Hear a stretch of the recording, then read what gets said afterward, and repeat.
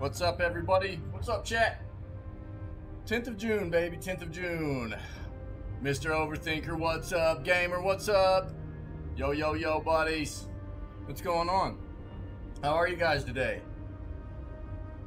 Man, another fantastic day. It's good to see everybody. I said yesterday would be day 20 of Pinky, what's up? It had an echo in it? I didn't notice it. I didn't notice it. Does it sound okay now? Yo, what is happening? Hold on. There is something going on. Let me see something.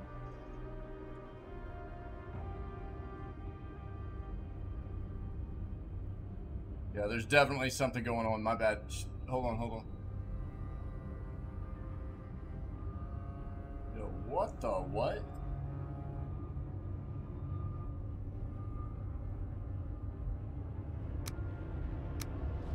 Well, there's one thing that needs to be turned down.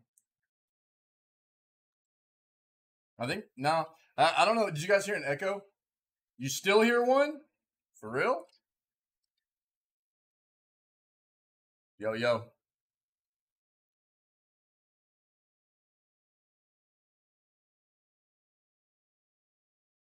Are you still hearing an echo right now? Okay. It was only in the intro? Okay, I'll have to check it out. I didn't notice one on my end. That's weird. Okay. Thanks, guys. Yeah, I'll check it out. Yeah, I will. Thanks, guys.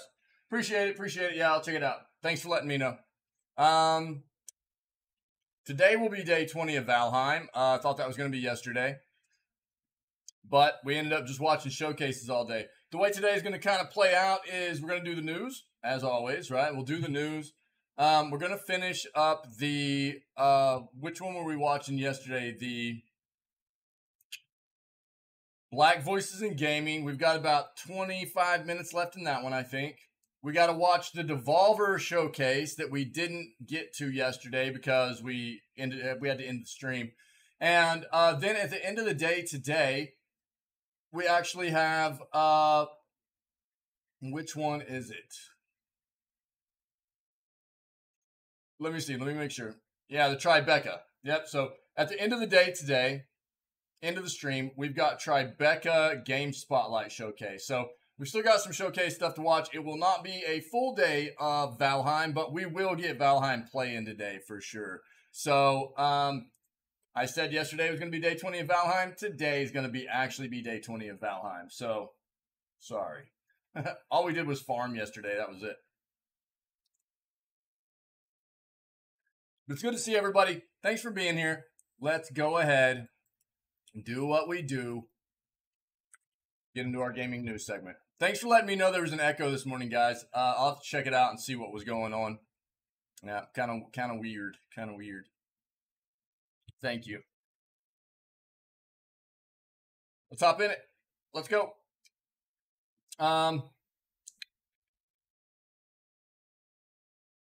Yo, Pinky, did you see the games that I shot at you in Discord? You left yesterday, man. We were watching all the showcases, and you're like, why no more puzzle games, dude? And then, like, we watched you checked them out. I don't know if that's necessarily what you were looking for, but it was just funny, like, because as soon as you bounced out, the showcase started popping up with, like, puzzle game stuff. I didn't know if it'd necessarily be what you were looking for, but they were puzzle games, so, yeah. The indie showcase yesterday, Day of the Devs, was really, really good, man. I liked it a lot. Day of the Devs was a really good showcase. It was pretty neat. We got a few different games wish listed and stuff. It was good, man. It was good. If you didn't get to see Day of the Devs, and it's all about like indie developers and stuff like that, right? So we love our indie devs, and if you didn't get to check out that showcase, either go watch the indie dev showcase from yesterday. We're not going to go back over it because we watched it yesterday, but it's a pretty good one.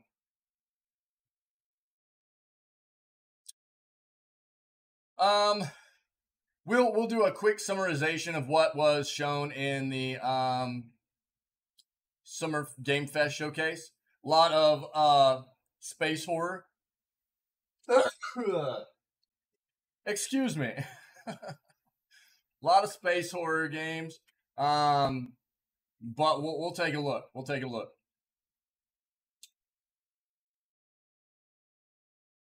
Once again, a quiet indie game showcase upstages a bombastic AAA event. Yeah, I even put it out on Twitter last night. Like, I was really, really impressed with the Day of the Dev showcase. It was really good.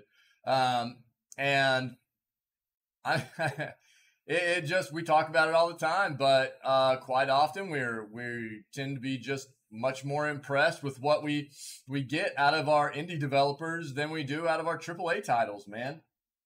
Love our indie devs. Okay.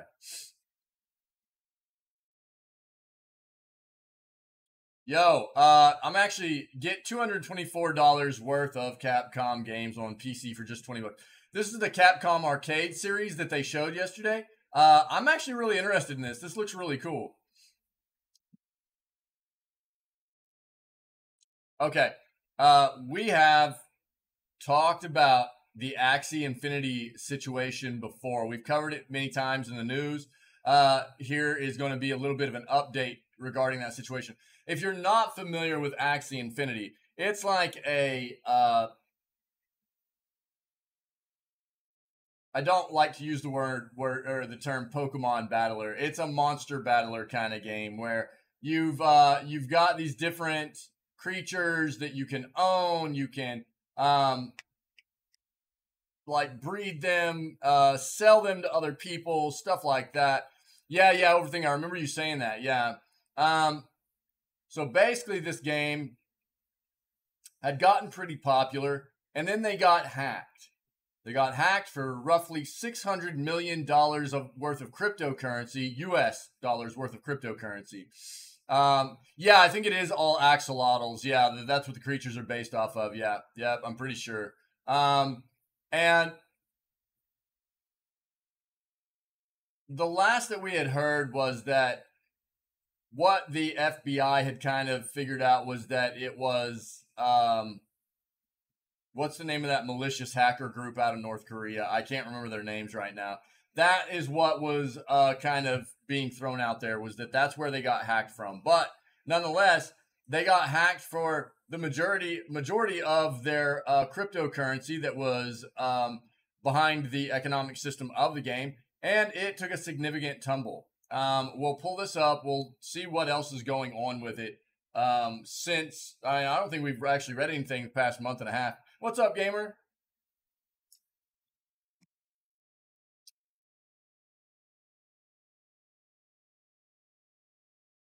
Improve your brain and systemic wellness while looking like a dork. It's like it was made for me. I just always look like a dork, so it's perfect.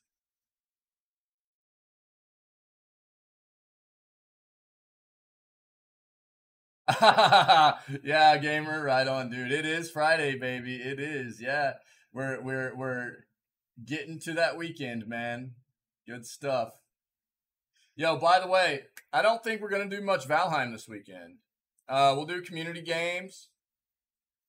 We're gonna try out a bit of Roller Champions, which is a free PC game. And we'll see what else we can get into. But I don't think we're going to do Valheim this weekend. We might do a little bit, maybe Sunday. We'll see. But tomorrow, I think, is just going to be like other community-based games. We're going to try out Roller Champions, see how we feel about it, okay? Yeah, we kind of hit on this yesterday. There's been a lot of talk. Among Us? Maybe. Dude, do I even have Among Us? Hold on. I've never played Among Us, dude. I do have it. I do have it. I do have it. I've never played it. Never. Yeah, it's potential. Yeah, it's a potential thing for us to try out for sure. Yeah, maybe we'll do that. We'll try out a little bit of Roller Champions, see how we feel about that, and then maybe play a little bit of Among Us. Okay. Yeah. We'll give it a shot. We'll see what's up.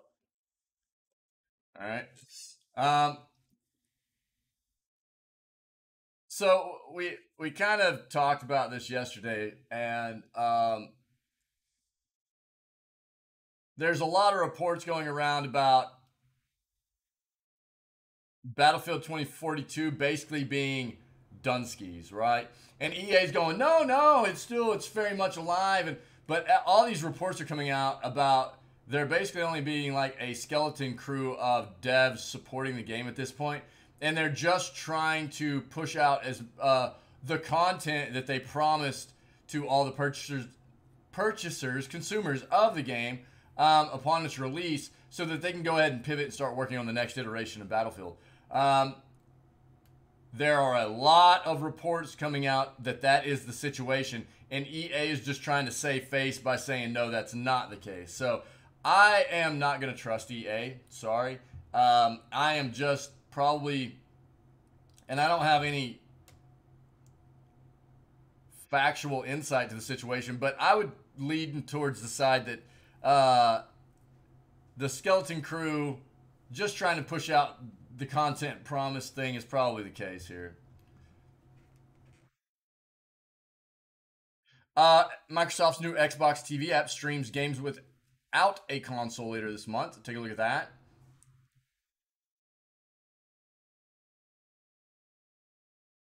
Microsoft's Activision Blizzard acquisition. Say that 10 times fast, guys. Microsoft's Activision Blizzard acquisition. I don't know. I guess maybe it's not too hard for some people, but I can't talk, so. Execs discuss exclusives and game. We'll see what that's about. We hit on this yesterday. If you're interested, go look at yesterday's news segment. Overworked GameStop employees walk out. Tell gamers to go elsewhere. Wow, that's good for GameStop. Yeah, we already knew about the Capcom showcase coming on Tuesday, isn't it? I think it's Tuesday that's hitting on. And we'll be watching it. No, Capcom is Monday. Xbox Extended Showcase is Tuesday. Yeah.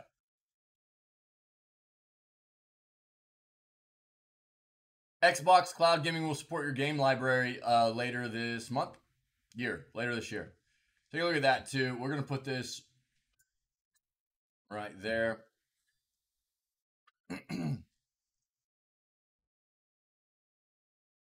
Next page.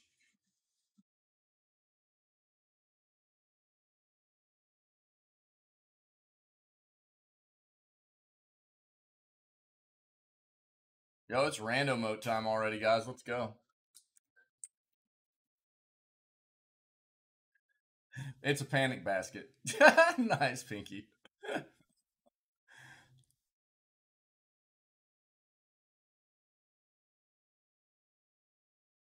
Last of Us Remake coming to PC. We saw that yesterday in the showcase. Saudi Arabia buys $1 billion share of Giant Gaming Group. Oh, this is interesting.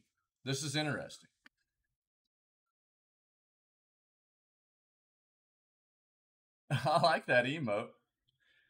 That's a nice little emote, gamer. So apparently Saudi Arabia has purchased $1 billion in shares of the Embracer Group. If you're not familiar with Embracer just purchased all of the North American Square Enix dev studios. Along with that purchase, they got the IPs for Thief, Deus Ex, and Tomb Raider. And now Saudi Arabia is buying $1 billion worth of shares of Embracer Group. So we'll take a look at that.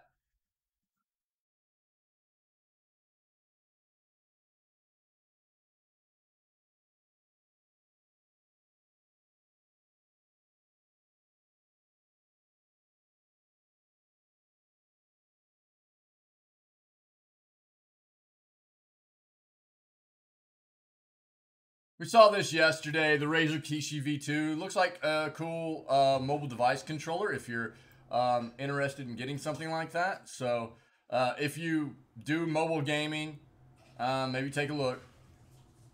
Right now it's only for Android. It won't be coming out for Apple devices until a little bit later this year, but it's there for you to check out if you're interested.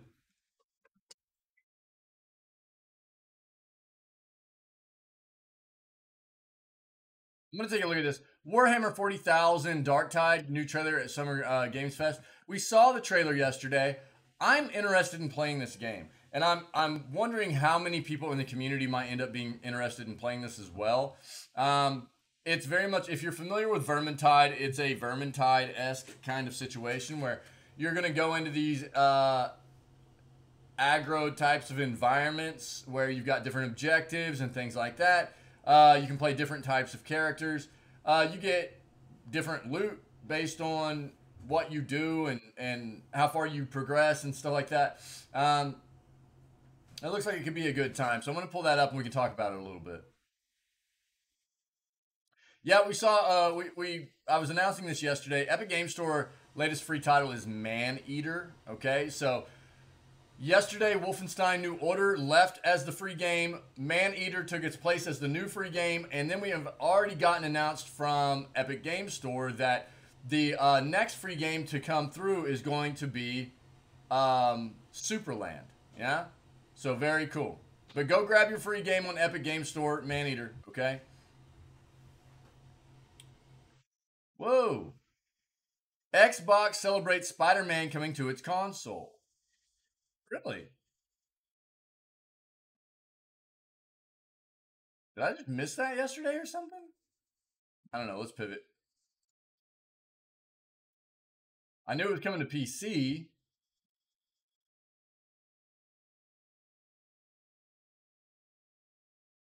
We read about this yesterday.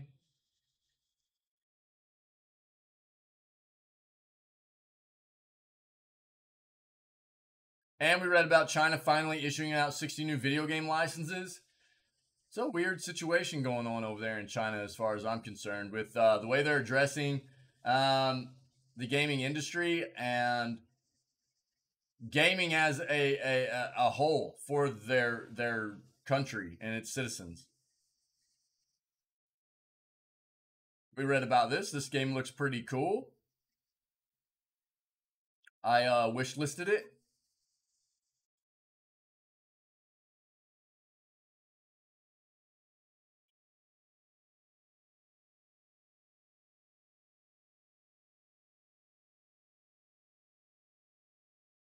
Nah, I'm not going to dive into that.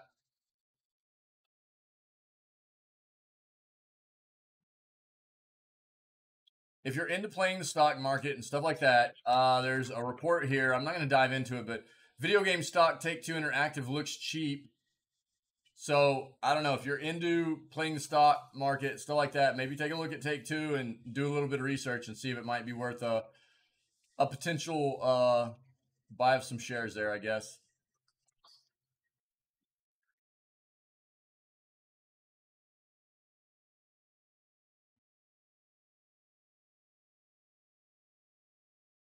ESA says E3 will be back in 2023. Here's my thought. As far as E3 goes,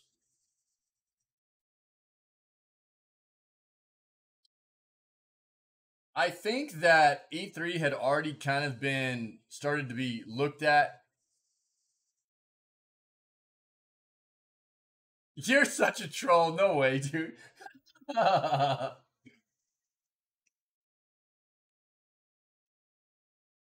To be very clear, this game is Mobius, and I know that's why you brought up Morbius. This is not a Morbius game. This is Mobius. Time for another Mobius-looking game, which is from the French artist Jean Mobius Giraud. Okay, to be very clear, but I know that's why you brought that up. No way, dude. No way. That's a troll. If that's for real, dude, that is wild. Okay, I will. Here, let's see it, dude. Uh,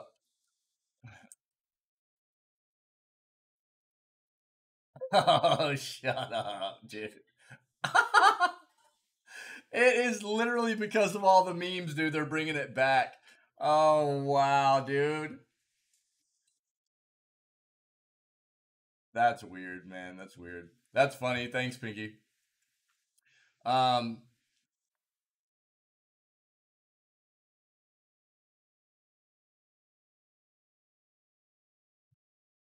All right.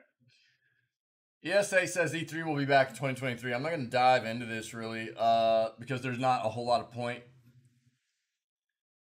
E3 has felt like it's been on the rocks here for a few years now, and I don't know that E3 will ever recover to being the showcase that it was in the past.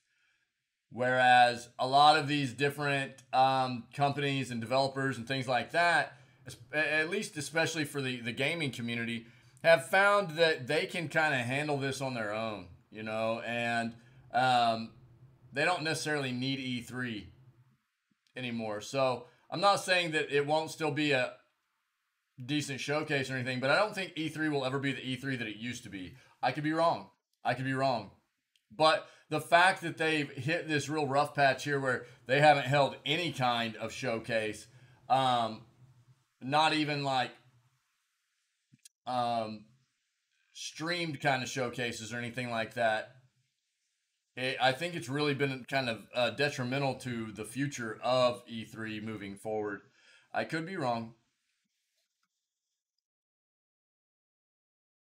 Are video games blamed for gun violence? No.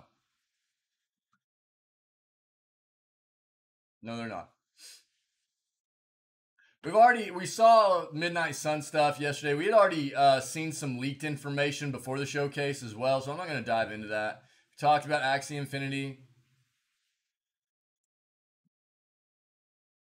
We've already talked about Grit, which is the new Battle Royale coming to Epic Game Store that actually incorporates blockchain. So I'm not going to dive into that either.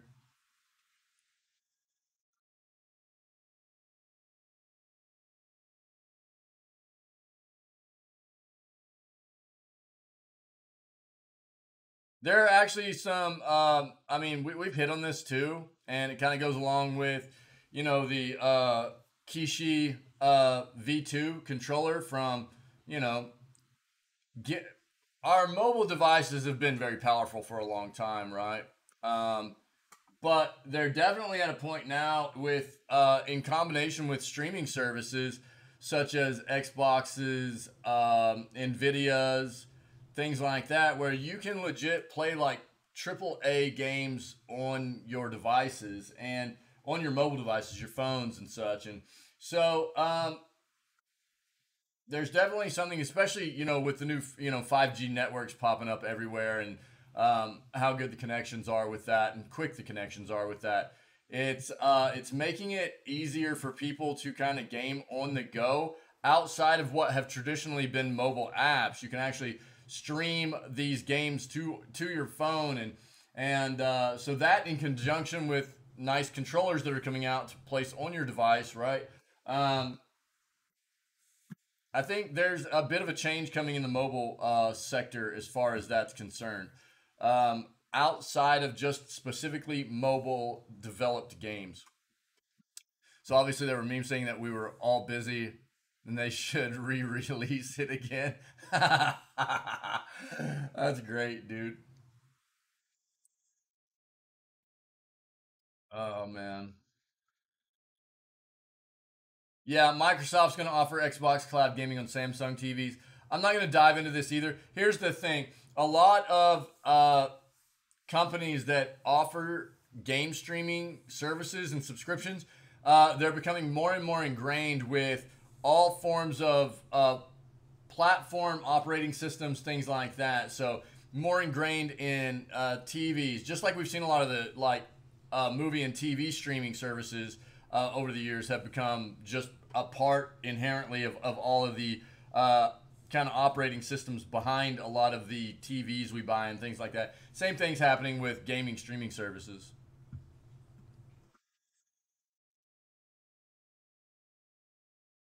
Yeah, we saw stuff on The Last of Us yesterday in the gaming showcase.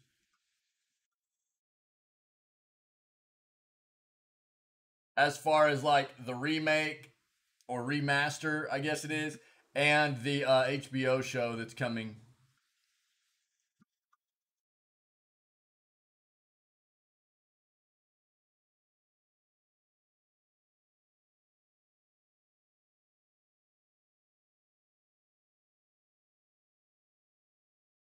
We saw this yesterday in the Day of the Devs Indie Showcase.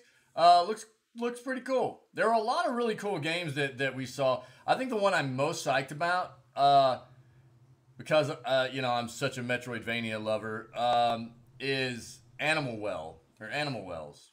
A nice little pixel Metroidvania looking game, if I remember correctly, being created by a single developer. Looks really cool. But there were a lot of great games that were shown off in the. I think the showcases yesterday as a whole were pretty good, but the Day of the Devs Indie Showcase was phenomenal. I really, really liked it. A lot of good games in there, it looked like. We've already hit on this, and this, and that. Previous news segments. Yeah, we hit on this yesterday too. New Raiden game coming to mobile. If you're not familiar, Raiden is like, or it was traditionally, I don't know if this one's going to be exactly the same, but traditionally, Raiden was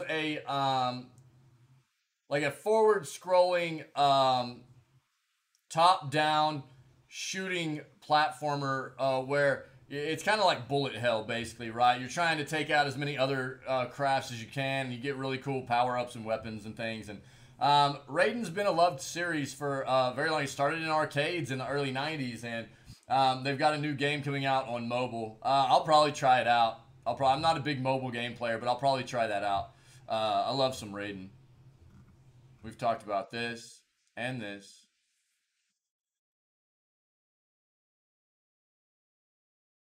and that. All right, let's kill it there, and we will start up with the articles that we have. Okay. Starting off with this Saudi buying 1 billion worth of shares in Embracer Group. Again, I stated this when we found the article. If you're not familiar, Embracer Group is the developers that bought all of the North American Square Enix studios, right? Along with that, they got the IPs for Tomb Raider, Thief, and Deus Ex. So they just made a big move themselves, and actually, they only paid about 300 mil. I know, only, right? Booted, nice. Yeah, dude. I think I'm in that same boat. Man. How are you, Buddha? It's good to see you, buddy. They should make a 24-hour Morbius stream. Yo, that'd be awesome. I'd watch it. I'd watch Morbius if they just streamed it out for everybody. Yeah, I knew what you meant, man. Um, I'll probably, that's kind of the thing with movies like that I don't really care to watch, but, just because there's so much, like, memeing and hype around the memes and stuff like that, I'll definitely watch it once it hits some kind of streaming service or whatever, just to see how actually, like, terrible it is to cause this much commotion, throughout the industry, the entertainment industry. I have to see what it's about, but I'm not going to go watch it in theaters, man. Again, Embracer Group only paid about 300 million for all of that. They got like 4 or 5 North American dev studios from Square Enix, as well as those IPs, right? Tomb Raider, Thief, and Deus Ex. And they only paid about $300 million for it, which in the grand scheme of things, I mean, ultimately that's a lot of money, man. But when you think about some of these other acquisitions that are happening in the billions of dollars, tens of billions of dollars, that's a pretty good buy. And the thought behind it was that Square Enix might have just been trying to clean up shop in anticipation of, there were rumors swirling around the industry that they were going to be one of the next big companies to be acquired. They still could be. The thought was that PlayStation was going to swoop in, or Sony was going to swoop in and buy out Square Enix. There have been other rumors around EA potentially being acquired and Ubisoft as well, but those are the 3 major ones. So let's see what we got here. One second, guys. Sorry.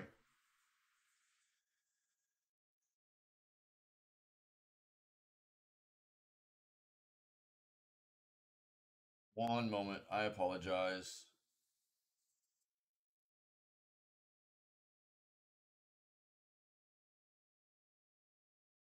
Doop, doop. Okay. Um, Yeah, so Saudi Arabia buys $1 billion worth of shares of giant gaming group Embracer. Yeah. The purchase equals 8.1% of the shares in the company.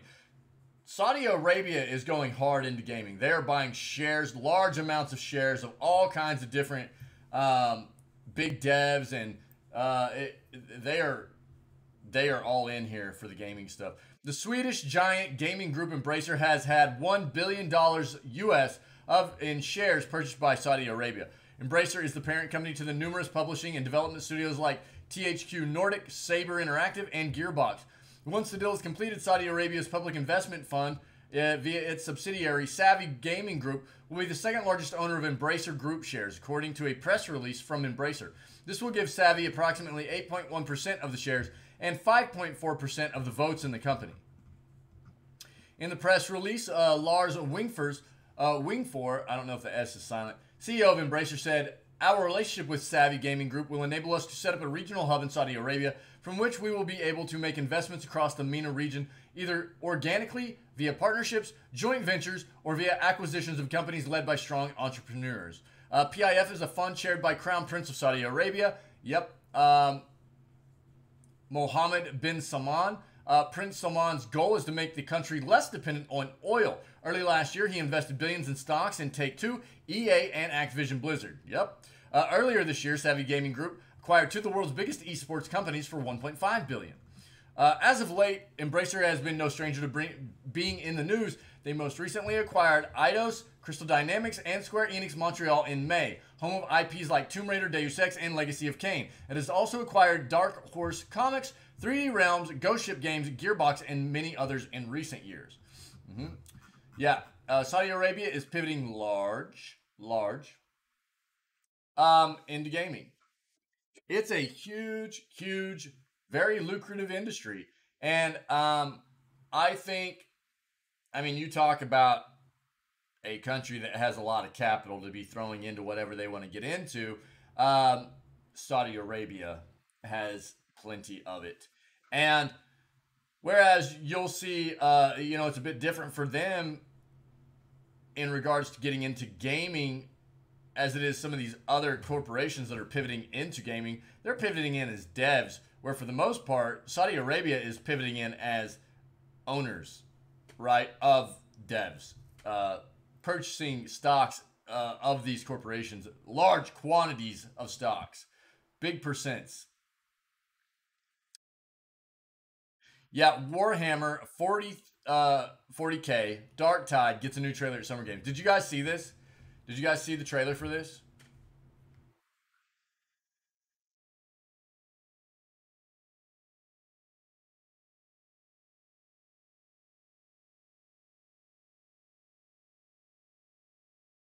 I know if you were hanging out with us yesterday when we watched the showcase, you probably saw it.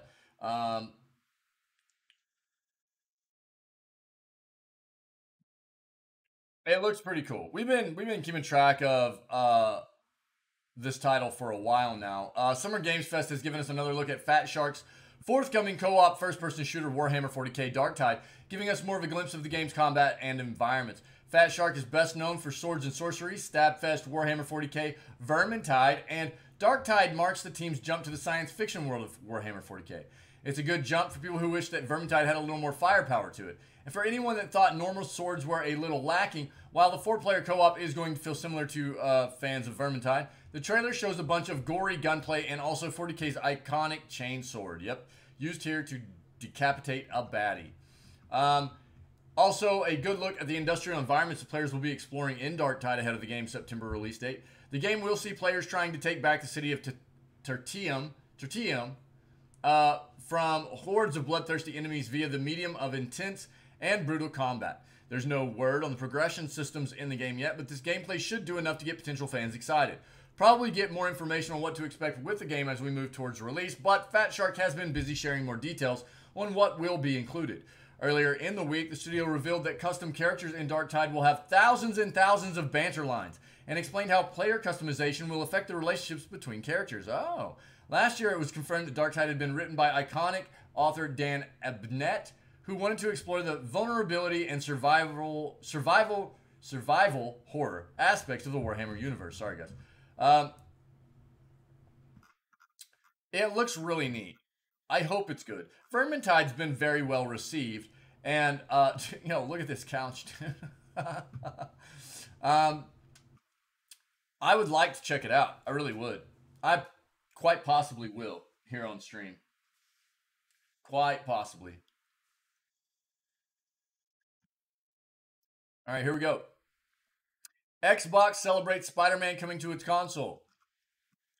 Xbox is having a field day now that it's getting Spider-Man in some form on its console. Over the last 4 years, Xbox gamers have been missing out on Spider-Man action because it's been a PlayStation proprietary IP, right? After the release of Activision's The Amazing Spider-Man 2 on PS4, Marvel went around asking various teams if they'd be interested in taking on the web slinger or other iconic heroes with new video games. Xbox was offering an exclusive deal, we've read about this, with Marvel, but ultimately passed on it so that it could work on fleshing out its original first-party lineup. Of course, Sony went in, swooped up that deal, and gave Insomniac Games a chance to make Spider-Man games. After selling over 30 million copies with just 2 games and receiving rave reviews, it has left Xbox fans longing for a Spider-Man game. With the news that Spider-Man is joining the Midnight Suns roster, Xbox took to Twitter to boast about Spider-Man making his grand return to Xbox. Of course, this isn't Marvel Spider-Man. Oh, it is a Spider-Man, yeah. And to sweeten the deal, the webhead in Midnight Suns is played by Yuri Lowenthal, who plays the character in the Insomniac games. But it's not the same iteration of the here. Seems unlikely we'll ever get a new Spider-Man game on Xbox outside of team up games like this, but Xbox seems to want to take wins wherever they can get them when it comes to Marvel heroes. Marvel Spider-Man is slated to come to PC. Yep. Both. The Miles Morales and the original in August. Miles Morales will arrive sometime later in the fall. So Marvel Spider-Man will be on PC in August, and Miles Morales will be later this fall. So those without a PlayStation do have options for the beloved series. Sony has begun expanding its franchises to PC over the last few years. Seems unlikely that it will ever lead to the games arriving on Xbox. Right. As much as that may bum some fans out to hear, do not hold your breath for that. Look, the big difference here between what Sony is doing is they finally embraced the fact that there's a large market to be had for bringing their games to PC. One of the reasons they haven't done it for so long is because they view a lot of PC gamers as playing games on, ultimately, Windows operating systems, right? Which is Microsoft, and therefore is their rival, right? So, but I think one of the big kind of things that has come to light for Sony of recent is the fact that many people want to play their games, their proprietary games, but can't necessarily get a hold of their new-gen consoles either because their supply isn't meeting demand.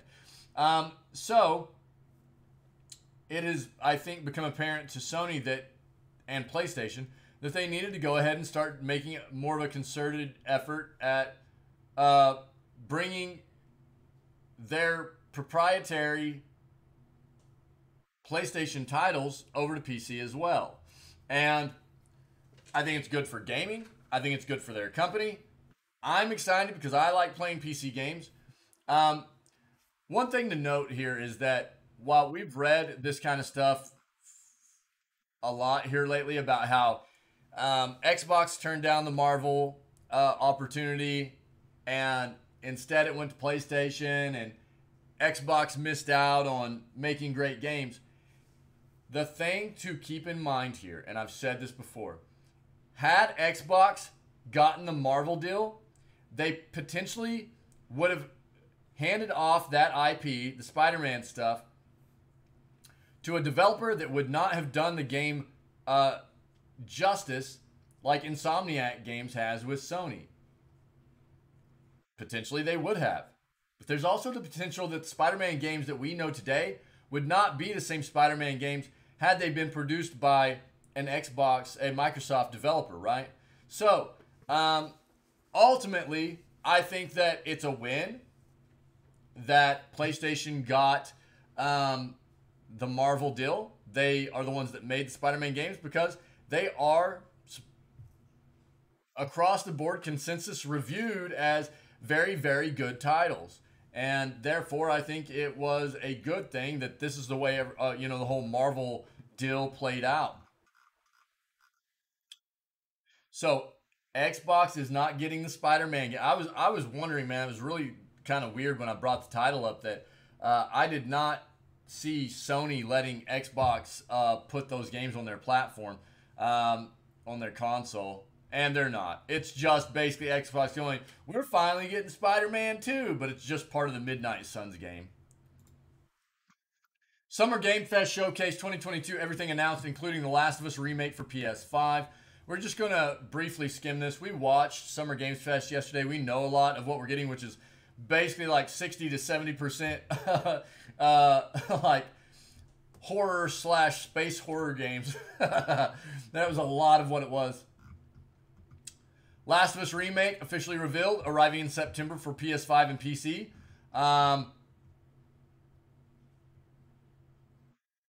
Last of Us multiplayer game has a story and is as big as other Naughty Dog games. Street Fighter 6 to see the return of Guile. I mean, there's no way they're going to make a Street Fighter game without Guile, dude. Sorry. There are too many original iconic Street Fighter characters that they would never leave out of a game. Whether it be Ken, Ryu, Guile, Chun-Li. There are these like iconic original Street Fighter characters that just won't be left out. So of course there's going to be the return of Guile, right? But the trailer looked cool.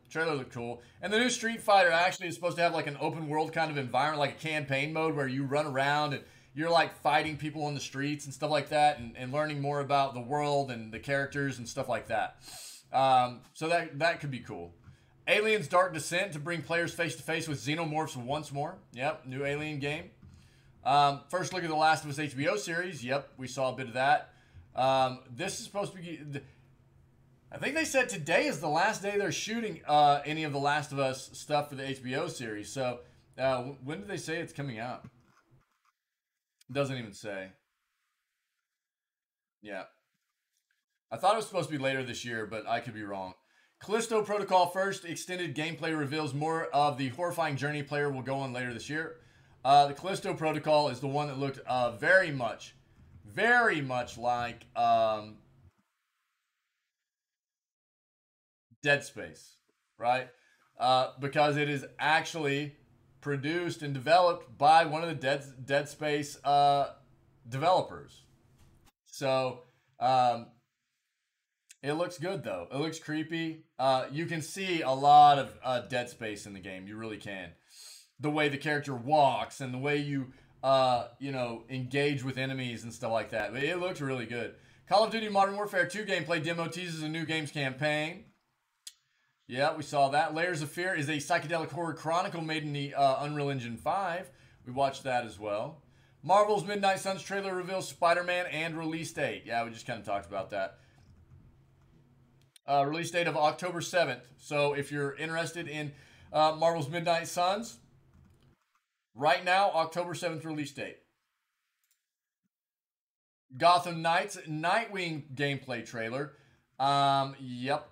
We've read about that a little bit here recently. Teenage Mutant Ninja Turtles Shredder's Revenge gets a release date. It's got 6-player co-op mode, which is really, really cool. June 16th. So we're talking like within the week, the new TMNT game is going to be released, and it looks great. It looks so much like the old school, great side-scrolling kind of Teenage Mutant Ninja Turtle games we loved from back in the day. It looks so good. Saints Row Boss Factory lets you create a custom character before the game arrives. Yeah, we saw that. We've read a lot here recently. We've talked a lot here recently, too, about how Saints Row has pivoted largely in contrast with what the game world and characters and things like that used to be like into what they, the game is now. They're absolutely trying to target a younger demographic with their new title. And as far as, I haven't seen anything in the game right now that shows me they're doing anything different than any other game is doing, like Grand Theft Auto. It looks like Grand Theft Auto on some kind of psychedelic trip or something, you know. But ultimately, I don't see anything right now that shows me they're doing anything different than other games that do the same thing. But it doesn't mean it won't be successful, and we'll keep track and see what it has to offer. Cuphead, the delicious last course gameplay shows off Chalice in action. Yeah, we saw this. This is the, I think, if I remember correctly, this is going to be the last content update for Cuphead. That doesn't mean they won't come out with a second game for Cuphead or anything, but for this Cuphead game, I think this is the last content update. And you've got a new playable character in Chalice. And there's some new NPCs in the game. It's supposed to be a pretty good content update. Stylish card-based shooter Neon White gets a June 16th release date. So June 16th. Is that on Steam?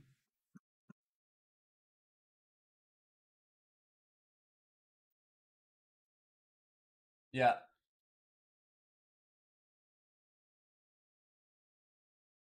Do I remember this?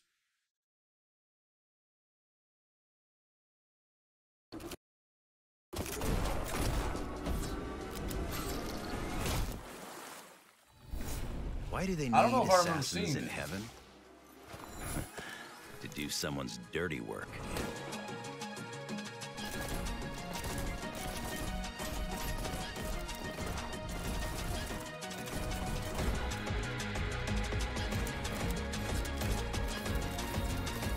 Huh. That's a bit of a different spin. I don't know if I remember seeing this yesterday. This got shown yesterday? It's kill or be killed. You won't last long if you can't rely on yourself.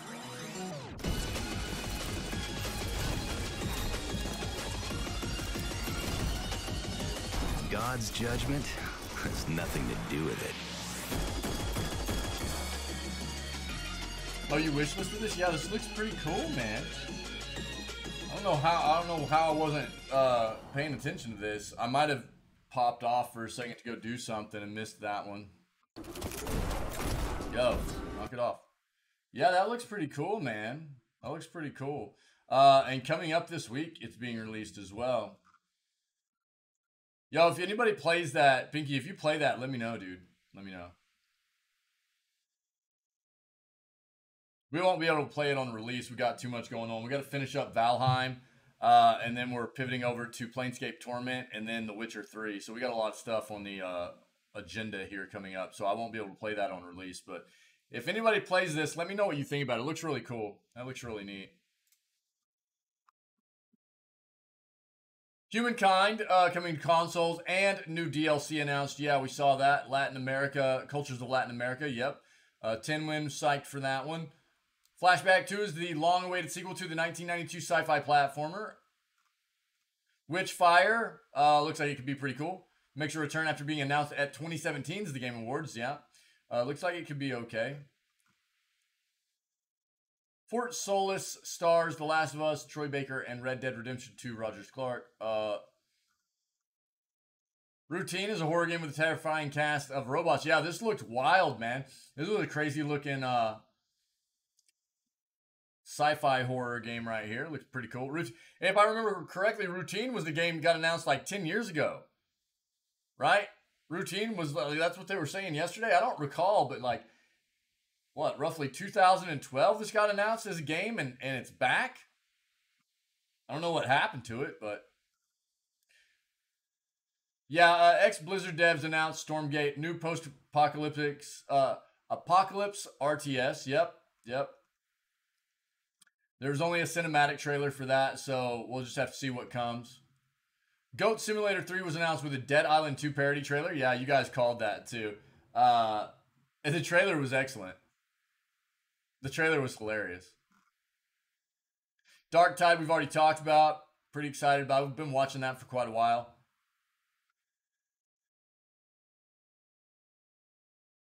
High Water Reveal trailer showed a world ravaged by the effects of climate change. Yep. One Piece trailer reveals more of Monkey D. Luffy and crew's new adventure. We saw that, you know. Genshin Impact developer Hoyoverse showcased Honkai Star Rail and Zenless Zone Zero. I'm guessing this is going to be very much along the same lines of what of the the gotcha kind of development that or title that Genshin Impact is, but as far as that goes, Genshin Impact is a very, very well-developed game, and I'm guessing Honkai Star Rail and Zenless Zone Zero probably be a very well-developed game also. We'll see. We'll see. Night Gale gets a longer gameplay look at Summer Games. Yeah, this looks really cool. This looks pretty neat. Metal Hellsinger, right? Which, shout out, Pinky has given us a bit of a thought behind what he's experienced in the demo so far, and we've been watching Metal Hellsinger for a little bit. We're anticipating this title to a bit of an extent here. We like our rhythm-based games and shooters. Warframe's new open-world expansion, the Deviri Paradox, gets a new trailer. We saw it, yep. 2.5D indie side-scrolling adventure, American Arcadia. Yep. And that's it.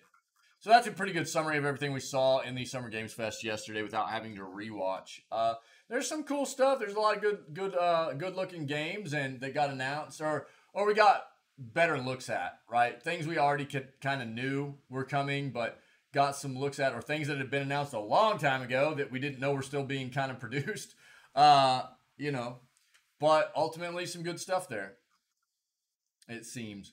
Get a bundle of hit Capcom PC games for just $20 from Humble. Is this the arcade? No, it's not. Wait. Okay, let's read it. Only the best deals. Let's see. If you're hyped up today for gaming news, there's a very special deal running now that you should check out.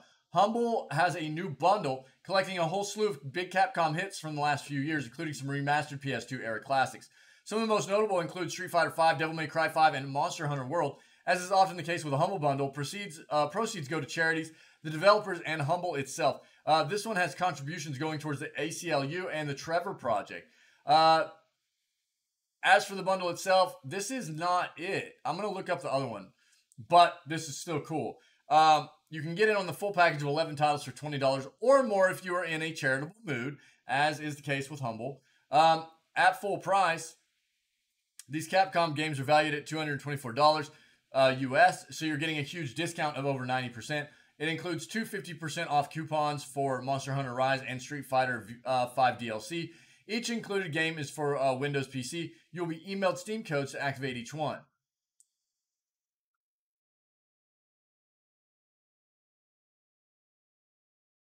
Different price tiers. $20 gets you everything. $10 gets you 7 titles.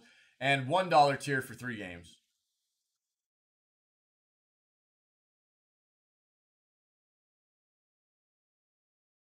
We're talking $20 will get you Monster Hunter World, Devil May Cry 5, Devil May Cry HD Collection, Dragon's Dogma. Yo, I was just promoting, like, this is a fantastic RPG. And we're really, really hoping to see something with the Capcom showcase about a potential Dragon's Dogma 2. There's been rumor mill stuff for the past year or two about Dragon's Dogma 2 coming in. And the first game is so good. I would love for them to make a second. Devil May Cry, DMC Devil May Cry, Ultra Street Fighter 4, Street Fighter 5, Strider, Bionic Commando, and 50% off coupons for Monster Hunter Rise and Champion Edition upgrade kit for Street Fighter 5. Okay, so this is the Humble Bundle for the Capcom stuff, and $20 gets you all this, right? Of course, you can pay more. It's good. They're always supporting charities and things like that. I'll throw it in chat. Today I was looking at a more detailed look at the MTX and Diablo, and it's interesting how they avoided the rule to include percentage chances of getting stuff. Oh, really? Yo, Nico, what's up, my friend? Yo, did you see that you got a sub?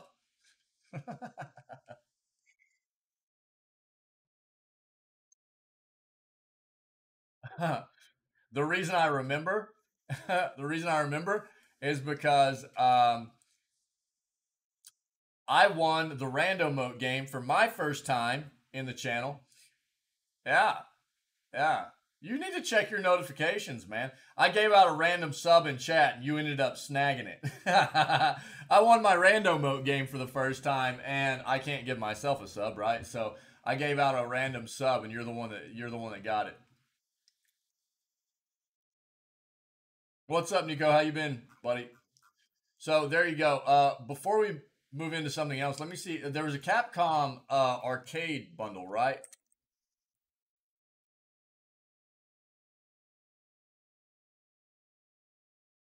Didn't this get announced yesterday?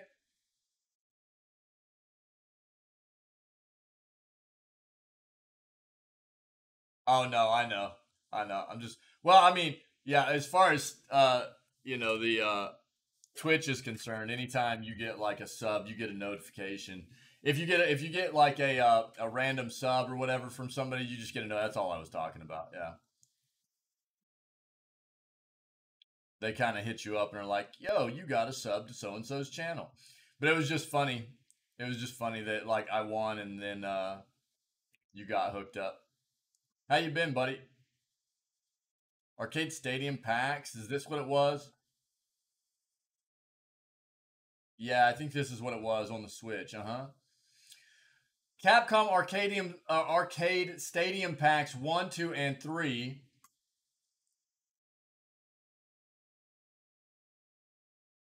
I saw this yesterday.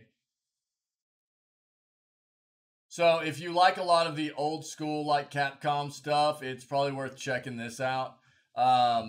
They've got some Capcom arcade stadium packs. They've got pack 1, pack 2. Oh, you can get stadium packs 1, 2, and 3 together for $20 right there. Okay. Which include a lot of the old vintage Capcom titles and stuff like that. So if you're interested, here, I'll throw it in.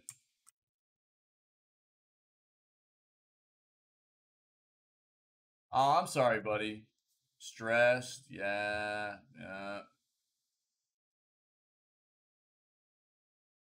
Yeah, I know we kind of talked previously about some of the stuff that you were dealing with as far as personal life and streaming and things like that. So I'm sorry, buddy. That sucks. I'm doing great. We're doing obviously the news like we always do, but our days throughout this week have been I didn't even get to stream on Wednesday. I had to have a down day on Wednesday myself because I had some life stuff that came up I needed to take care of. So Wednesday was a down day, a rare down day, but we've been doing the news and just trying to get gaming in while we view showcases and stuff because there's so many showcases happening in the gaming industry this week and actually through the beginning of next week too. So yesterday was like just showcases all day. We're going to finish up after the news section. We've got Devolvers from yesterday. We didn't get to stream through. So we're going to watch the VOD of the Devolver showcase from yesterday. We're going to finish up our one that we were watching, which was the Black Voices in Gaming. We still have about 25 minutes of that one left. And then at the end of the day, we've got the Tribeca showcase that about 2 p.m. for us, my time. So we'll end the stream on the showcase today too. And then we'll do some Valheim in between. But I've been well. Thanks for asking. Yeah. Just loving doing this, man. That's it. I'm sorry you've been stressed. That sucks. Yeah, this is the Axie Infinity thing, right? We talked about this. We've known that this was actually a fairly successful crypto kind of blockchain game, right? And they got hacked, and it kind of obliterated their game they had going.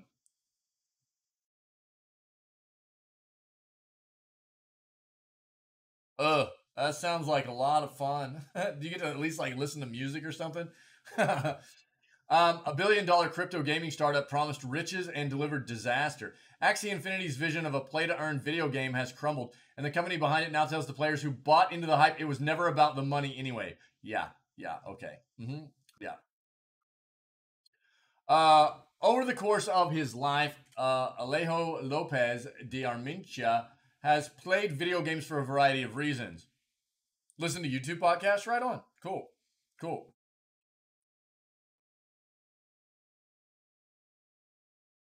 I'm sure that helps the time go by a little quicker while you're just sitting there scrubbing stuff constantly, huh? There was the thrill of competition, the desire for competition, and at base, the need to pass the time.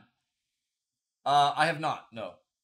In his 20s, feeling isolated while working with for a solar panel company in Florida, he spent his evenings using video games as a way to socialize with his friends back in Argentina where he grew up.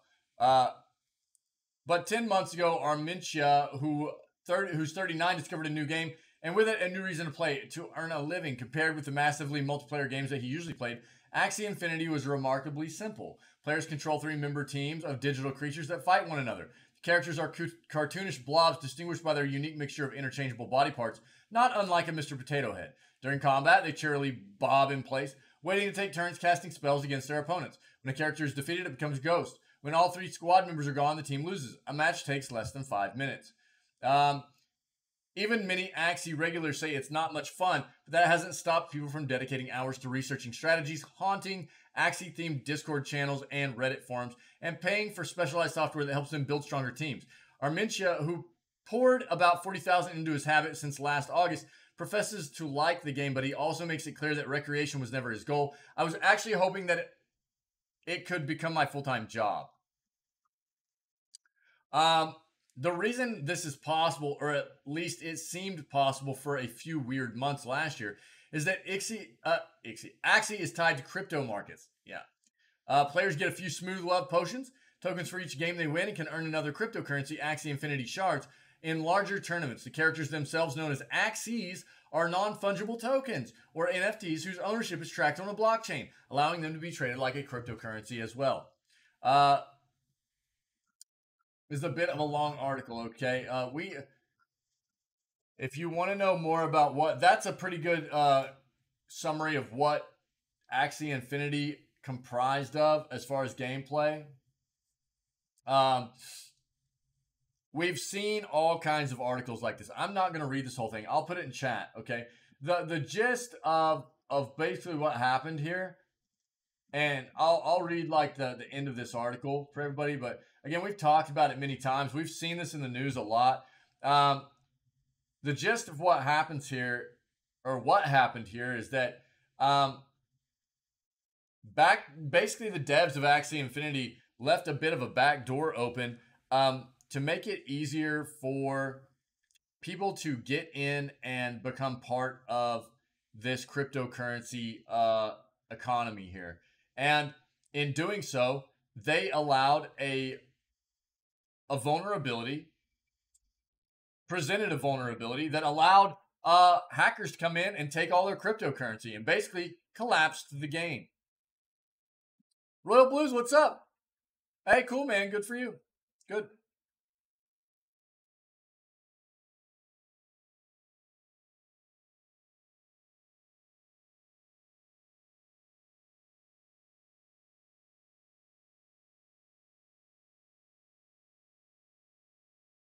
Yeah, hackers. Yep. So look, this is not the first company or game developer this has happened to as well. I mean, the whole NFT blockchain thing has gotten very popular. But again, as far as I'm concerned, and I'll let you guys read about this. We've read about this and so many other situations that are very similar to this, right? Where it's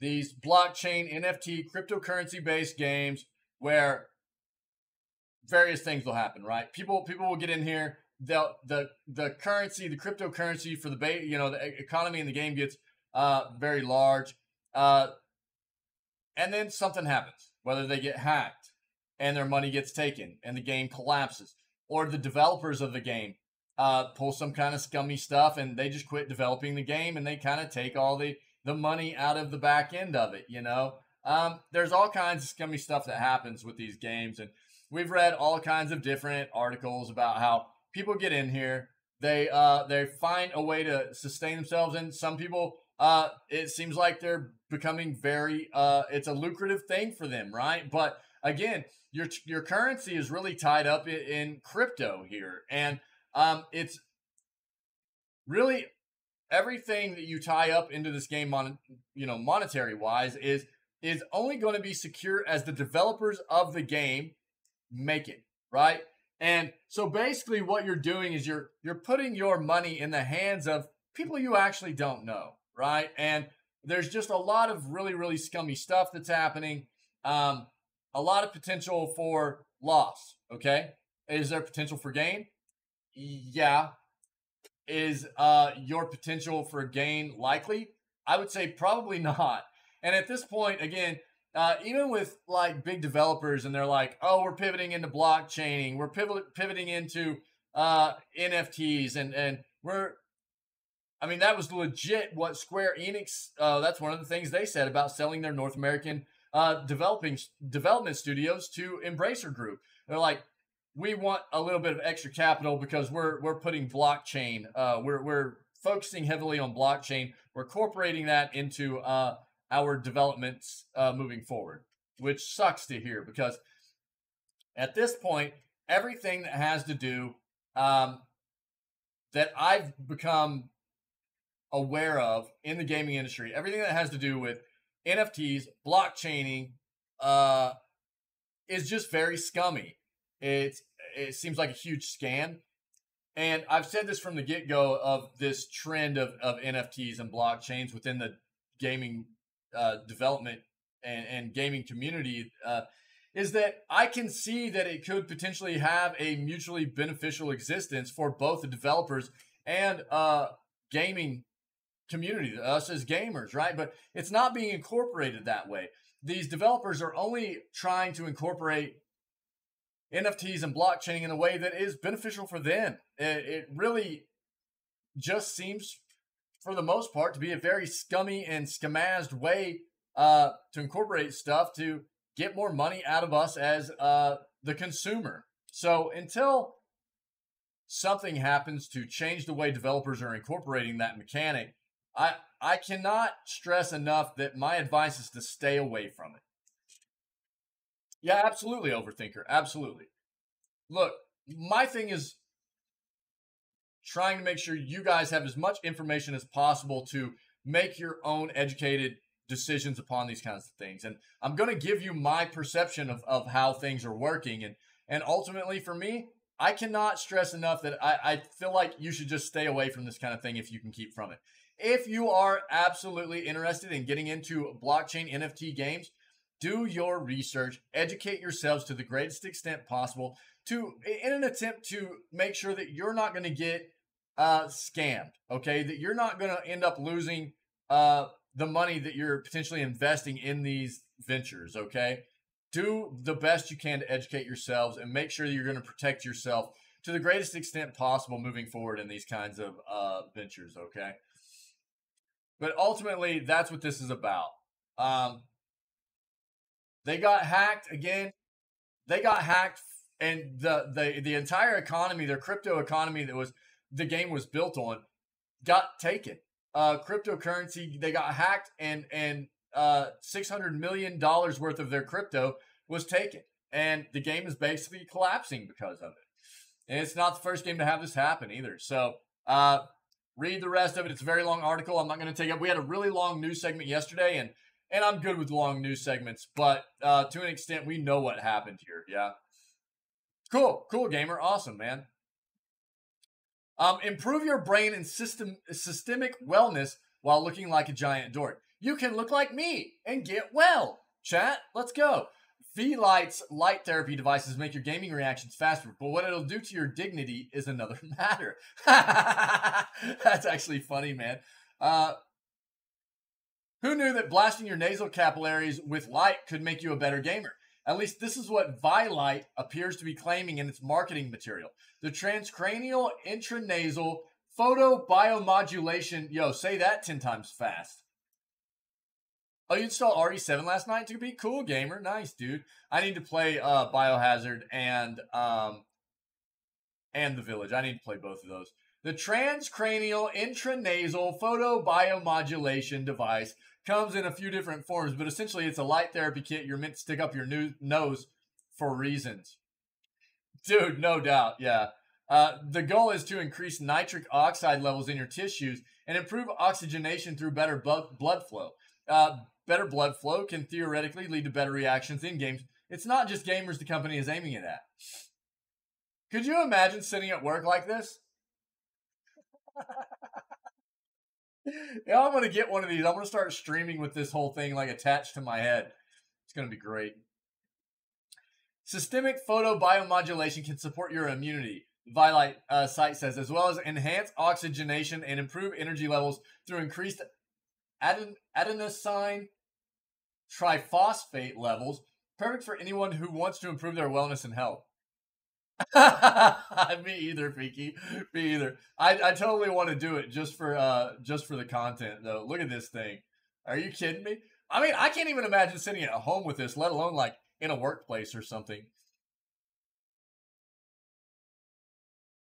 The Vilite research site published studies that suggest it can help with Alzheimer's, Parkinson's, and even traumatic brain injuries. That's pretty cool. Still, these press images are hilarious. Yeah. How are these people sitting so nonchalantly getting on with their lives with these light modules intimately clipped to their orifices? They hold themselves like they're getting so much benefit from this device, they don't even care what they look like. Yeah, there's a light inside my nose, and what? You don't do light therapy? That nonplussed expression is just priceless.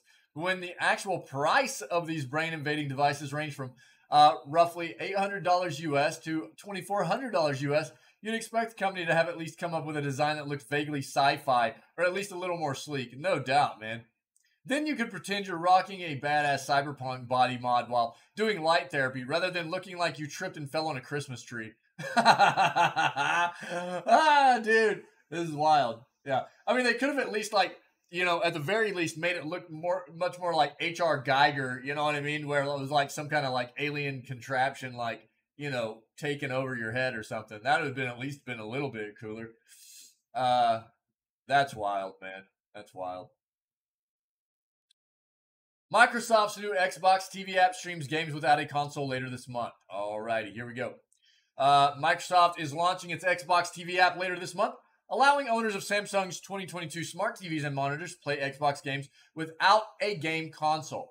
Xbox Game Pass Ultimate subscribers will be able to access more than 100 games through Samsung's 2022 smart TVs, streaming through the cloud powered by custom Xbox Series X hardware.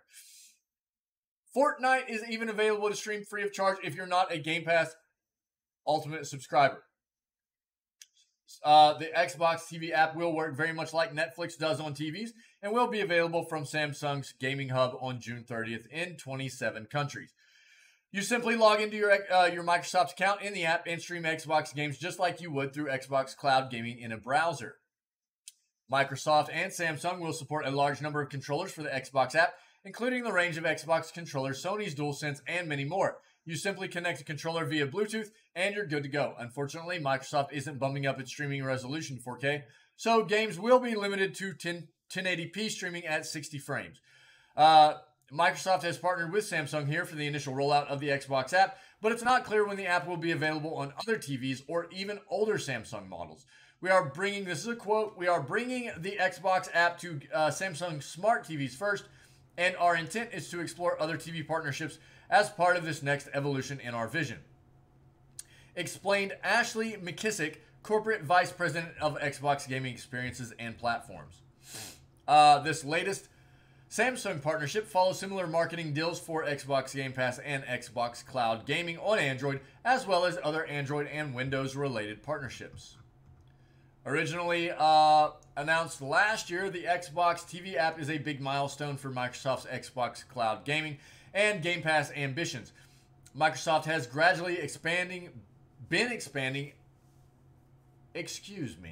Microsoft has been gradually expanding the reach of Xbox Cloud Gaming, bringing the service to iOS devices through the browser and even the web, Xbox One consoles, and PCs. Microsoft also has plans to separate Xbox streaming devices that can plug plans for separate Xbox streaming devices that can plug into monitors or TVs and stream games very much like this Xbox TV app.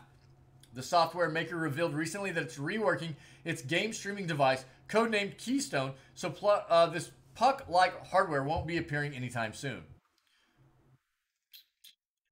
Yeah. Again, we've talked about this a lot here lately, whether it be, you know, their app becoming part of, yeah, I mean, it was supposed to increase, like, the oxygenation, gamer, what they were saying was, like, increase oxygenation of, basically everything happening within your brain and stuff like that, make you have better reaction times, within gaming, and just, all around better, brain functioning and performance, and could even, help with a little bit of, like, cognitive disabilities and stuff like that. They were promoting it as, just being a very nice thing for people to use. Help with work performance, video game performance, increase functioning for disabilities, all kinds of things, man. Yeah. It's kind of wild. Again, here's the thing. Streaming services for gaming are becoming much more prevalent, like we saw with the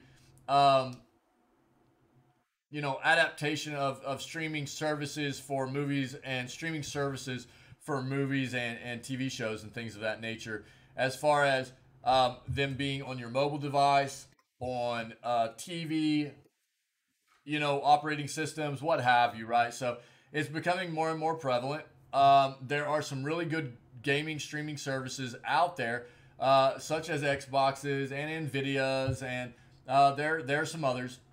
And the more that this becomes a prevalent part of gaming, the more you're going to see it be ingrained with everything that we have and do. I mean, to the point of where, like, AAA games are able to be played on your mobile device now, and specific controllers like the Razer Kishi that we just read about in the news, just basically clip onto your mobile device, and it's a legitimate, like, Xbox controller is what it looks like. It's been split down the middle so that your phone fits in there, and you can play these AAA games, man, with actual controllers and stuff. And so all kinds of devices are getting into the ball game, as it were, for gaming streaming services. Yeah. And Xbox Cloud Gaming will support your game library later this year. Some of the games you own are coming to xCloud.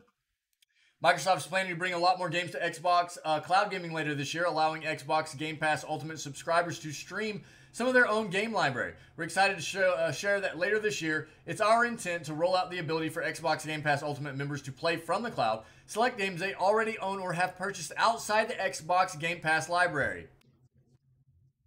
Awesome. Says Will Tuttle, Xbox Wire editor-in-chief. We talk about this all the time.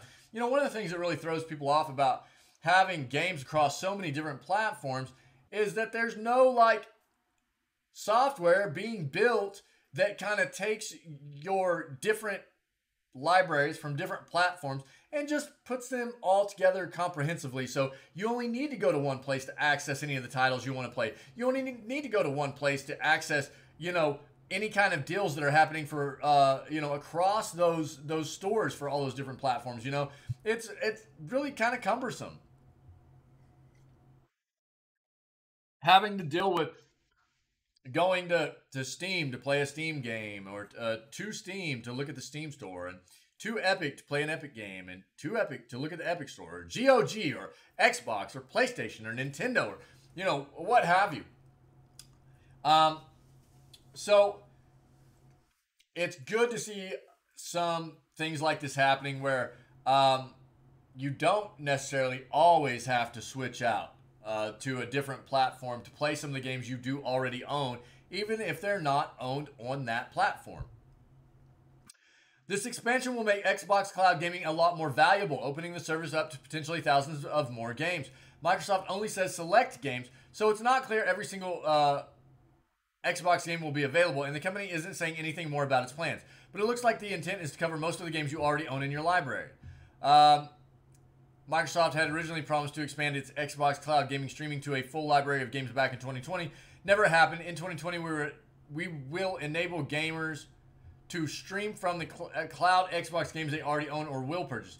So specifically what Xbox is doing here is saying any games you already own that are Xbox or Microsoft games, you will potentially also be able to stream through their cloud gaming service, right? That's specifically what they're getting at.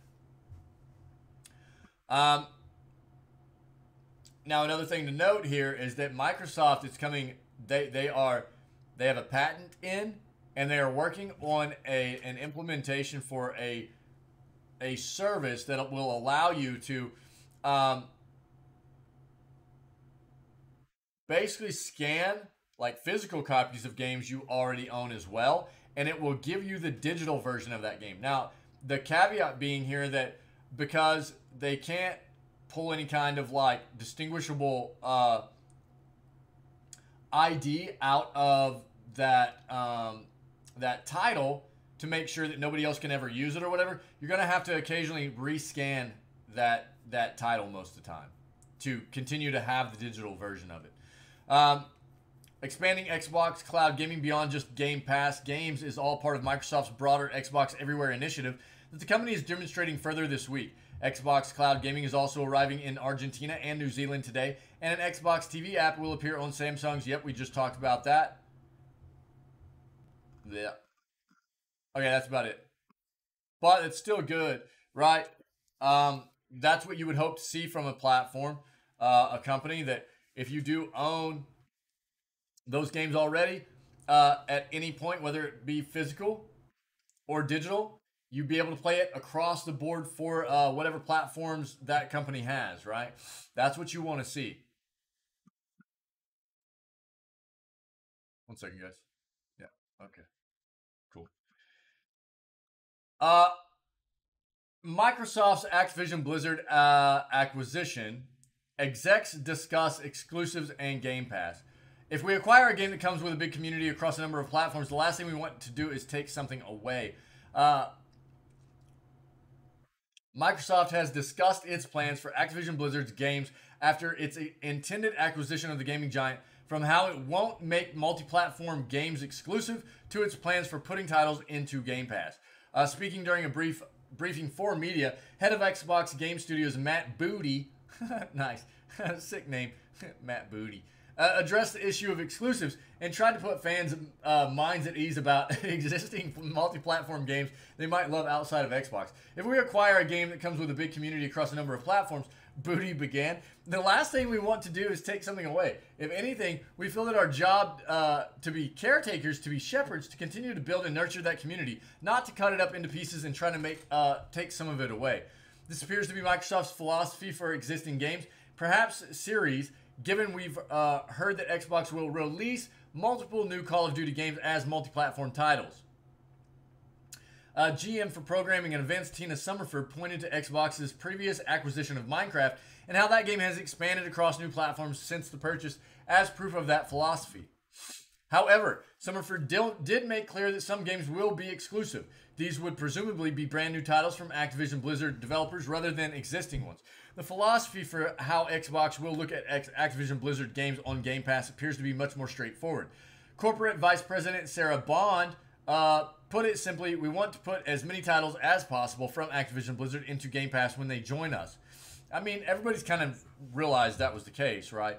We've seen a similar move following Xbox's acquisition of Bethesda, after which it put tens of Bethesda games into the subscription service. Feels like we'll see much the same on both console and PC if and when the acquisition goes through. Yep, we knew all that.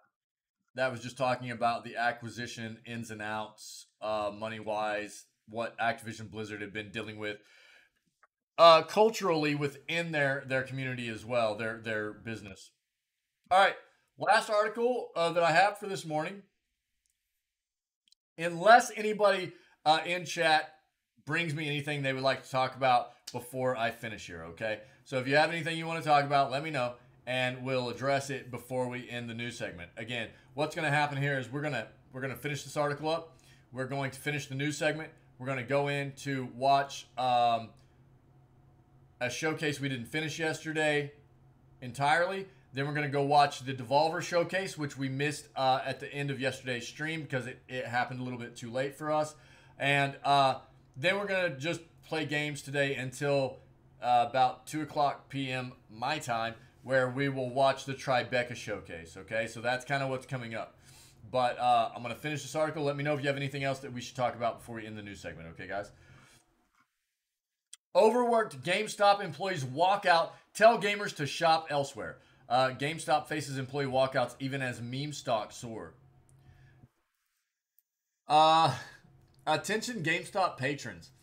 We regret to inform you that we all quit. Our district manager has no respect for us as employees or as human beings. We have been told by our district manager that we were supposed to have had this store achieving sales quotas and running perfectly 6 months ago, which was 3 months before a lot of us even got hired. Unfortunately, despite the staff's best efforts, we are not God. Nice. For all your gaming needs, please visit Entertain Mart, Gamers, Game Room, gave addresses for all of them, and then says, spend your money at an establishment that respects its employees. Sincerely, former GameStop team. That's great, dude. Look, I mean, across the board, it doesn't matter if it's in the gaming industry or any other business for that matter. If you don't take care of your employees, ultimately, you'll end up failing. And there's been a big issue with this, I know, in the U.S., and I know across other countries in the world as well, especially here of late, where it's the fact that, I mean, it's kind of the same thing we talk about with developers, you know, where they get real big. They don't care about anything else besides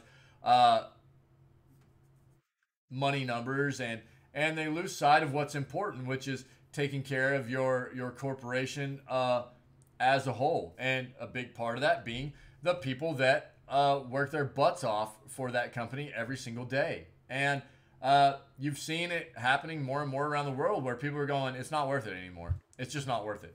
I'm being treated like crap. I never get recognition. I'm constantly treated like a expendable part of this business. So I'll just be done. I'll just risk. And a lot of people do it without having anything else lined up. You know, I mean, I know many of people personally that have gone through this as of recent, you know. Yeah, I mean, it sucks. It sucks. But this is not something to be taken lightly for sure. And it's, I very much respect that people are finally looking at themselves as, and it's tough. It's a tough decision to make, right? Especially, but I see it more and more where people don't have anything else necessarily lined up. They just can't stand working for these businesses anymore, you know? And kudos for them for having enough gumption to go ahead and say, I'm worth more than what this company is treating me like. And knowing that eventually something will come around that is better for them. There's definitely something to be said for the kinds of stress, anxiety, and kind of mental health issues that come along with being put into these very stressful business work environments and stuff, you know, where people just are not treated right. And I mean, you're seeing it happening with a lot of major devs at this point too, with unionizations popping up within the gaming industry and stuff as well. You know, I mean, it's like, because apparently even, you know, in the gaming industry, developers have just been treated very poorly for a very long time. And we just had a union get approved at Raven Software, which is a subsidiary of Activision Blizzard. You know, it's this is happening more and more and more just in the world, not just in gaming, in the world. And it sucks. It really does suck to see it, but it's good to see people taking a stand. You know, it really is. The GameStop in the Gateway Mall in Lincoln, Nebraska is one of the busiest around, at least according to the person who used to run it. But over the weekend, it was closed after 4 employees decided to walk out and never return over what he says are bad working conditions and a verbally abusive district manager. It's the second time this year a GameStop in the area saw its entire staff resign in protest. It's not uncommon anymore to walk up to a GameStop and see a sign that says the store is temporarily closed while employees are on a lunch or bathroom break. Overworked and understaffed, sometimes there is only one person working the entire store, leaving them with no other option. On Sunday, the makeshift sign outside the Gateway Mall GameStop said something different. I read this already. Yep. The paper then listed nearby competitors, including a place called Entertain Mart, located elsewhere in the mall, and told would-be customers to shop there instead. Spend your money at an establishment that respects its employees. Yeah, I mean, look, and again, this is not something that is only happening in, like, GameStop. It's not only happening in, I mean, it's happening across the board in business. Businesses have lost sight of what it means to take care of your employees. Not all of them, but a lot of them. And therefore, they're in these situations where people are just quitting. They're going, this is not worth it, you know? And it sucks for the other people that are left stuck there to take up the rest of that work. But a lot of what is happening in the first place to cause these situations, their businesses are always going, we need to do more with less. We need to do more with less. We need to do more with less, right? Because doing more with less means more money and less expenditures, yeah? And so what you'll see is, like, somebody will retire or quit or finds a new job and leaves or what, you know, and they're going, we don't really need to fill that position, you know? We can still maintain taking care of the workload with what we have. And what it does is it puts this massive amount of stress on the people that still work there, where they're taking on even more of a load. They quite often people feel like they can't take time off because they take on more of a load. And this only exacerbates and gets worse and worse because people quite often feel like they want to do good for their company they work for, right? And so they continue to take on more and go, yeah, I can do it, I can do it, I can do it.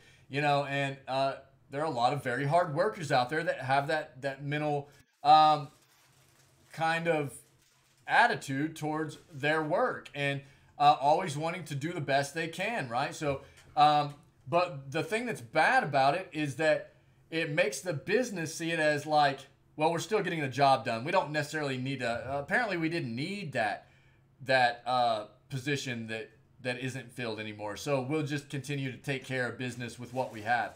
But what it does is it makes it to where people feel like they can't take lunch breaks. People feel like they can't take, you know, and each government's different, you know, governing organization within wherever you live as far as how often you should get a break with, you know, how long you're working and stuff like that. But people don't feel like they can take breaks. People don't even feel like they can take, like, bathroom breaks anymore. You know what I mean? Most of the time.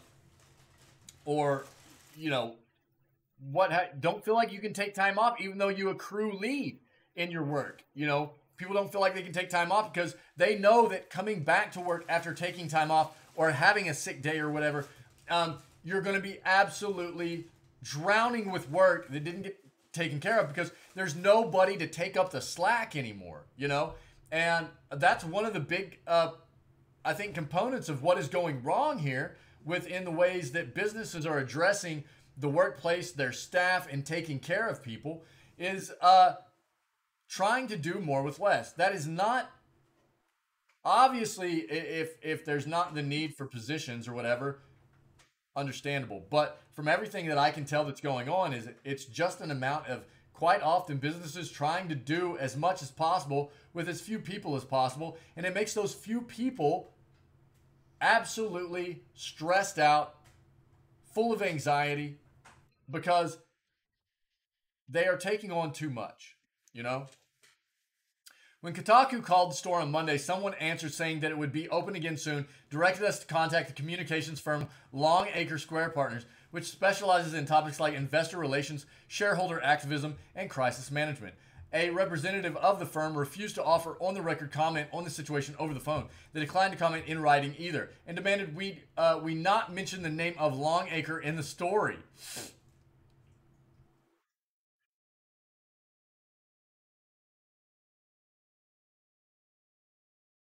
For my health, I had to leave. Frank Marr, the store's recently promoted manager, told Kotaku in a phone interview.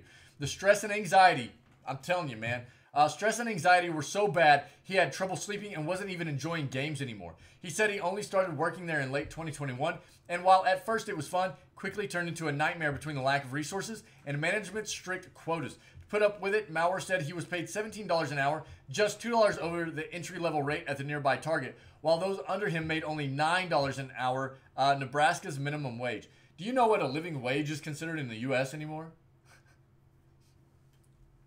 And do you know what living wage means? I'm pretty sure they did a study here recently.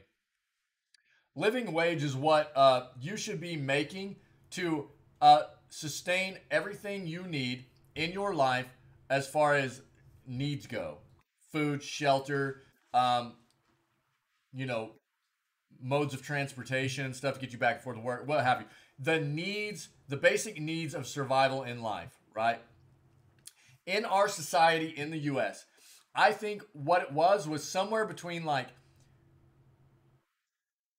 I think roughly like 17, 18, $19 an hour is what I had heard recently as far as what a living wage is considered in the US nowadays. This is what people are dealing with at a minimum wage in this country. We're talking roughly half of what a living wage is, you know? And that's brutal. That is brutal. There is something wrong, man. There's something wrong. He also claimed he was never properly trained by the company on any of the new responsibilities he was given as a manager, nor given the resources and time to train others at the store. At one point, he said he had to work over 2 weeks straight with no days off just to keep the store functioning. This is like everything that I was getting at previously. When I asked for support, I was met with silence, Morris said. Then there was the district manager whom he accused of routinely threatening and dressing down staff over their failure to meet impossible goals. He was abusive verbally, Maurer said. He would constantly threaten people's jobs. The staff would be told they could be easily replaced by other college kids, part of a ceaseless churn and burn mentality that Maurer said was part of why the store was struggling to meet its unrealistic quotas. All he sees are numbers on a computer. A similar walkout sign taped to Lincoln, Nebraska's other GameStop earlier this year also blamed the district manager for the mass resignation. Oh, dude, is it the same district manager? There have actually been 4 walkouts since August 2021 because of him, wrote one former employee on Facebook. 2 at each location. The first ones were kept pretty quiet, though. When asked about the prospect of unionizing amid huge labor pushes at Starbucks, Amazon, and Apple, as well as recent efforts in the larger gaming industry, Maurer said he can't see it ever happening. Like every other current and former GameStop employee I've spoken with in the past year, he feels its turnover is too high and management too ruthless for anything like that to ever get off the ground. While it's always been a tough retail gig built on exploiting employees' passion for gaming, there's a growing sense that turnover and burnout are worse than ever at GameStop, even as its new corporate overlords tout a pivot to crypto. Last November, employees told Kotaku that they were being pushed to the breaking point during the holiday rush, and everyday posts about cratering morale and people quitting flood the GameStop subreddit.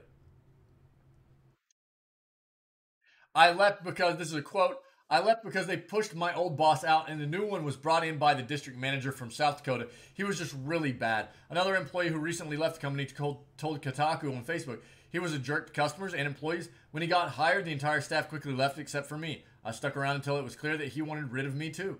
I'm honestly surprised more GameStops aren't down on workers. Many are tired of having to hassle customers about memberships and warranties like used cars, salespeople, and of always being told it's never enough, all while random strangers gloat online about the meme's stock market defying success. It's becoming disheartening, Maurer said. Employees hate the investors. They're furious with people putting money into the game, into this company with no care for how it treats its people. So he decided to quit. And when the 3 other employees at the store heard he was done, they all decided to leave too, Maurer said.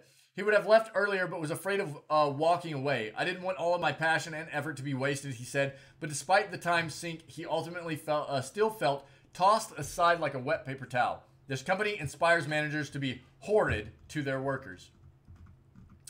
That's a terrible thing to read. But again, a lot of what this, like I talked about before I even read this, and kind of what I was stopping and talking about in the middle, are things that actually it ended up talking about through this entire article. And here's the thing. It's not just like these retail shops and stuff that are dealing with these issues. I know people in the medical field that could not stand working in their workplace and in their place of business anymore because of these same exact issues. So if you think it just has to do with like retail shops and stuff like that, it is not. This is a problem that is being experienced throughout businesses because they don't care about people. They only care about how much money they can make, cutting corners, doing more with less, and it is detrimental to their business in the long run, and first and foremost to the employees who are the ones that keep that business running. It's terrible, and it's only getting worse and worse and worse. So there we go. That was a good article to end on. You know, because I know people that have dealt with this kind of thing as of recent, especially, and again, across all kinds of different businesses, it's something that it is a social issue happening, especially in the country that I live in right now, the U.S., that is not being addressed appropriately, for sure. And so it feels really bad. So sorry for a bit of a rant there, but it is something that I feel very strongly about, and it's tough to see so many people, just fellow human beings, dealing with such dire situations as far as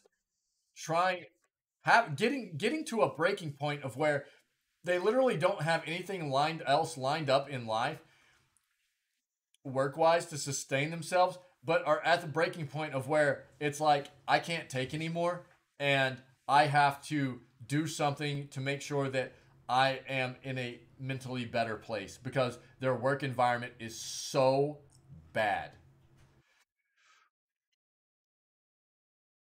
It's terrible. It's terrible. All right, I'm done ranting. I'm finished ranting. That's it for news, guys. That's it for news. Thanks for being here. Thanks for being a part of it. As always, we're going to move over. We're going to watch a few of the showcases that we didn't get to finish up yesterday. And then we'll do Valheim Gaming until the end of the day today, where we'll watch the Tribeca showcase from roughly 2 o'clock CST till probably about 3 o'clock CST, okay? Thanks again to everybody who's part of this amazing community for being part of what we do here. I love doing the news segment with you. I love gaming with you. You all are amazing, and I appreciate you helping to create such an amazing community here. Thank you. If you are watching this on YouTube as a VOD later, because they all get uploaded, right? Do me a favor. If you're enjoying the content, see what you can do about coming and hanging out with us at 6 o'clock a.m. CST every single day, where we start off each stream with the news segment, okay? And also, consider hitting that like and subscribe button, and maybe leave me a comment so we can have a bit of a discussion regarding some of these topics we went over today, okay? Other than that, if you are viewing this as a VOD, then, you know, stay healthy, stay safe, be kind, and we will catch everybody tomorrow for June 11th's episode of Video Gaming News, okay?